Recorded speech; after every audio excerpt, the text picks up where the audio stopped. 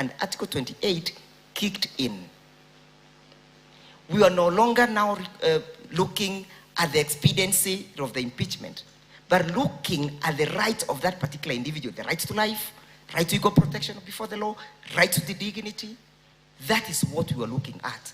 The Senate ignored all those. But what does Wambora tell you? Wambora case tells you, look and see whether there was a violation of the rights. Your Lordship, our submission is that there was serious transgression of those rights. Your Lordship, permit me to draw your attention to section, as I go to my next point, Article 138 of the Constitution. Clause 2. It speaks about the procedure at the presidential elections. I will draw parallel later. If two or more candidates for the president are nominated, an election shall be held in each constituency. My interest is the word each constituency. When looking at this, Your Lordship, and having submitted earlier that the office of the deputy president are derivative of the office of the president, when the Nation Assembly was called upon to initiate public participation, they were supposed to initiate this public participation in the same manner and the same mode this particular person they're removing from office came into office. You reckon, Your Lordship, that in the case of Maina Kiai, it was decided that the election is at the polling center. That election at the polling center, Your Lordship, is the most minute space where the people can exercise their sovereignty. So if we are putting in a president and the deputy president at the polling station, how do you remove him at the county headquarters? How do you make relevance of the county headquarters being the forum for public participation? How did my mother in Karusho participate in the removal of the deputy president? Yet that removal affects her sovereign will. So, Your Lordship, I will draw you to an affidavit by my friend David Madenge. David Madenge is not just another individual. David Munyi Madenge is a member of the County Assembly of Kirinyaga. He says at paragraph 9, paragraph 11, that he participated in that process. He has even annexed photos in that particular affidavit where individuals were blocked from accessing those so-called public participation forums. This is an elected member. His affidavit must be considered in the weight it deserves, having been a member who is already enjoying the sovereignty of the people.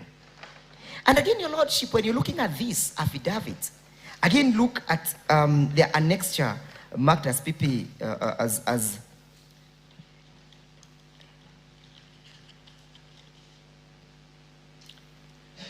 DMM1. This is the National Assembly announcement or notification of the extension of the public participation. They quote and rely on the decision of your brother, Justice Mwongo.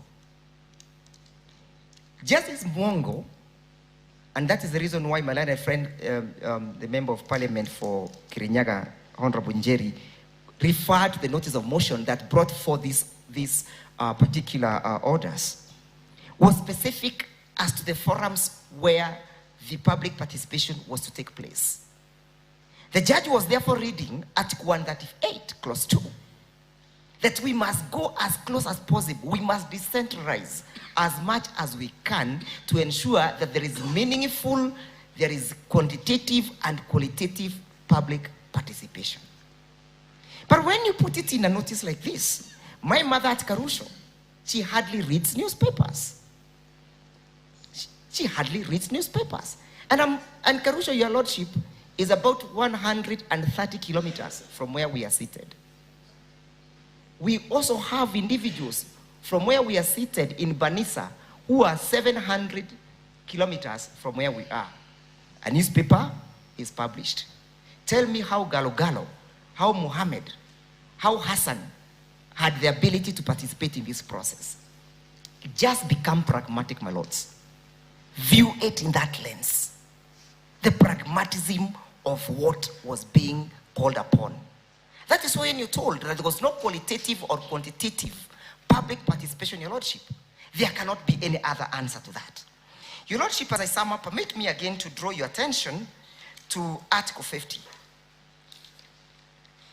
Article 50, Clause 2, Paragraph H. Your Lordship, the Deputy President was unable to attend to his defense.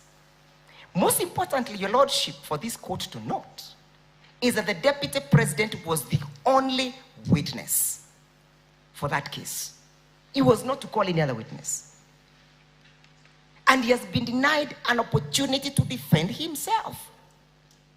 You will hear my learned friend, Senior Counsel Tom Ojenda, telling you that Article 50, Clause 2, Paragraph H, permits such kind of a conduct. It says, Your Lordship,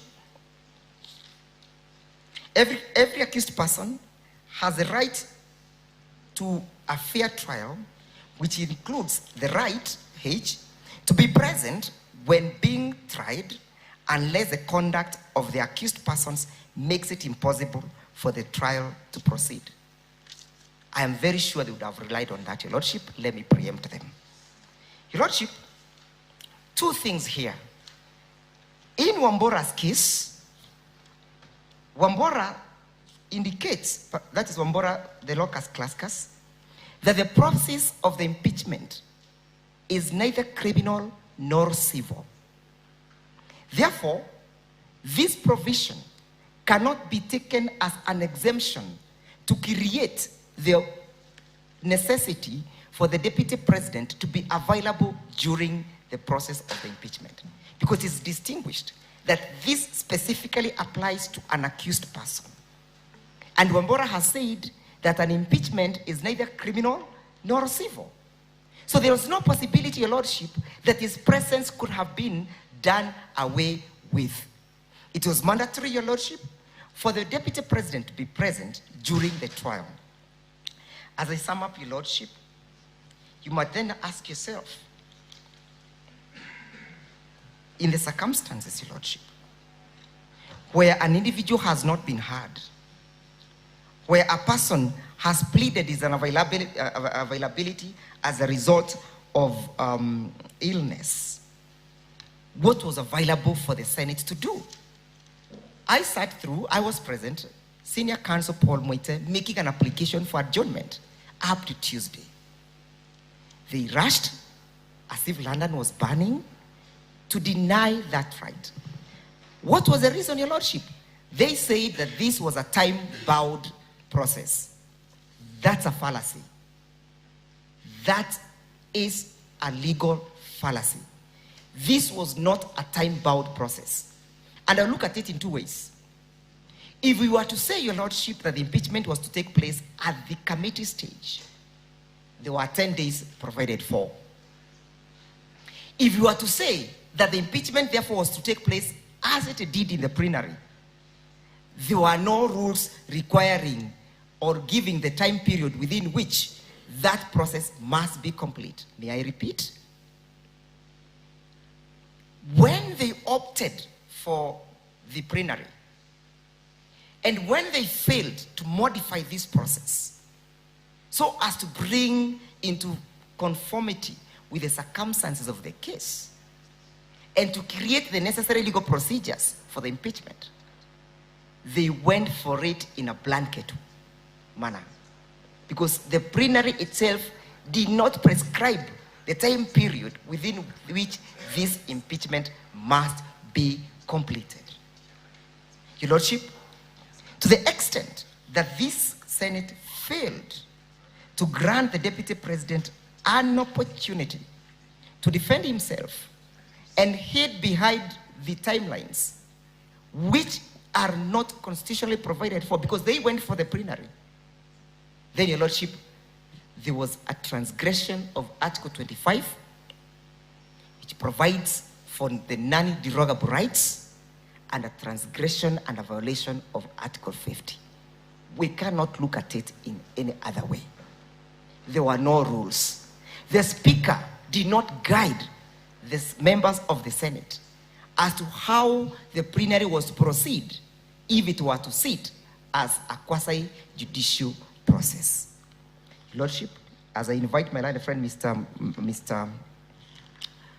Nyamu, permit me, Your Lordship, to urge you to admit these petitions.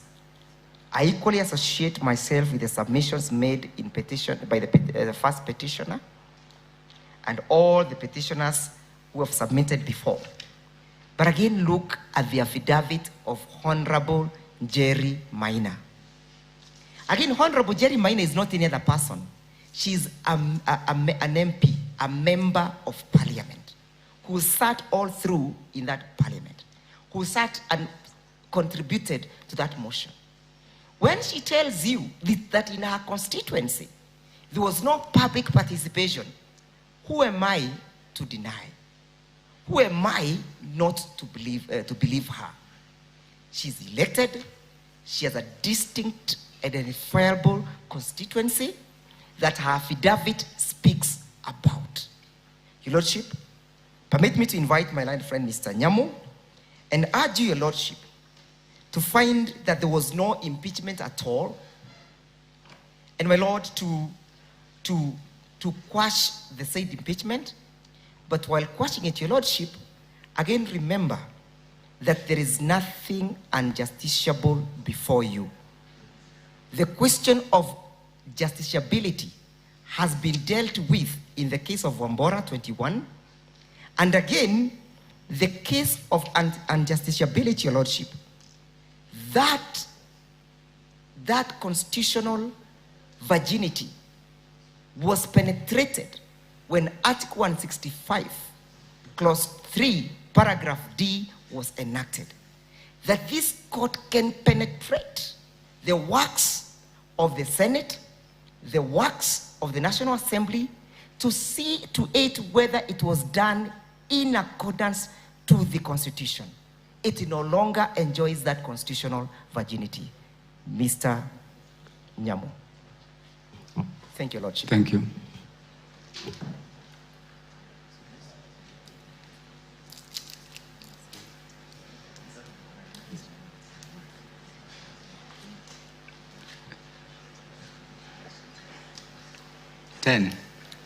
Thank you, my lords and my lady. In the interest of justice and